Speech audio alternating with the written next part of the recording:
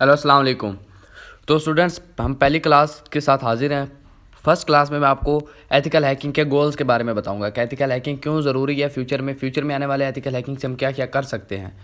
तो सबसे पहले हम बता लेते हैं purchase of ethical hacking. Ethical hacking होती क्या है। बेसिकली एथिकल जो हैकिंग है ना, ये फ्यूचर में आने वाले 100 साल तक वो स्किल्स की डिमांड है जो कि ना ख़त्म होने वाली चीज़ है। इस स्किल की डिमांड 100 साल तक नहीं ख़त्म हो सकती, क्योंकि जैसे जैसे टेक्नोलॉजी इंक्रीज़ हो रही है तो ऐसे वैसे एथिकल हैकिंग भी इंक्रीज़ हो रही है। एथिकल हैकिंग की डिमांड बहुत ज़्यादा है इस टाइम।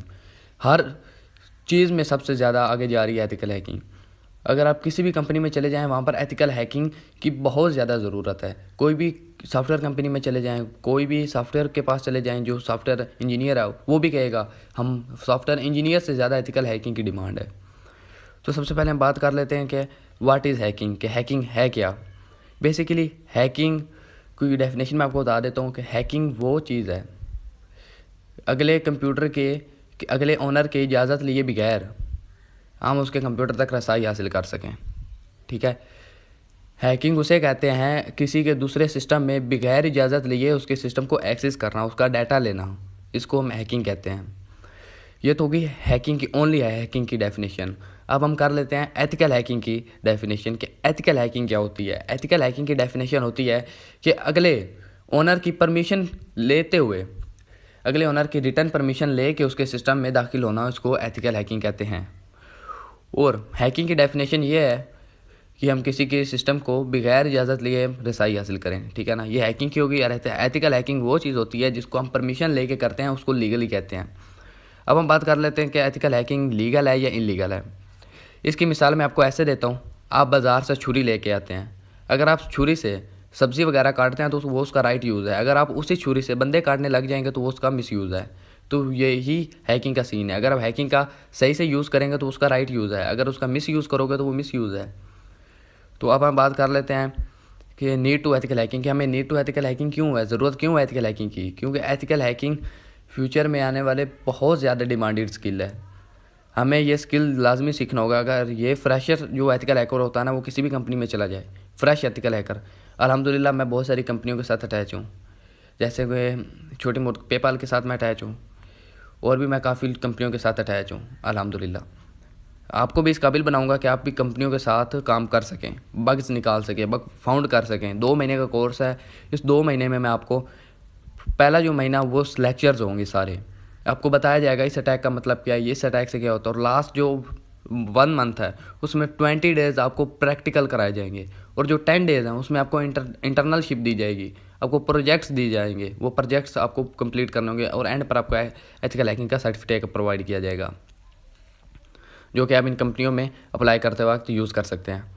अब हम बात कर लेते हैं नीड टू एथिकल हैकिंग क्यों ज़रूरी है। नीड टू एथिकल हैकिंग इसलिए ज़रूरी है कि आए ना आए दिन कोई साइबर अटैक्स हो रहे हैं। उन साइबर अटैक्स को ख़त्म करने के लिए, बुरे हैकर्स को ख़त्म करने के लिए एथिकल हैकर्स का होना बहुत ज़्यादा ज़रूरी है।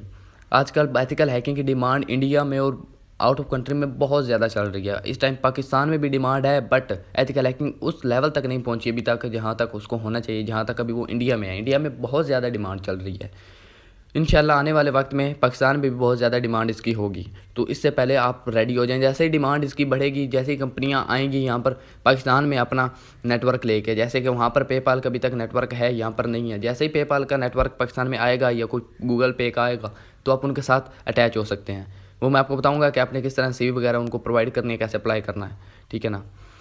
तो अब हम बात कर लेते हैं how to do ethical hacking, कि हम एथिकल हैकिंग को परफॉर्म कैसे कर सकते हैं, एथिकल हैकिंग किस तरह से हम यूज़ कर सकते हैं। इसका बहुत ज़्यादा सिंपल तरीका है।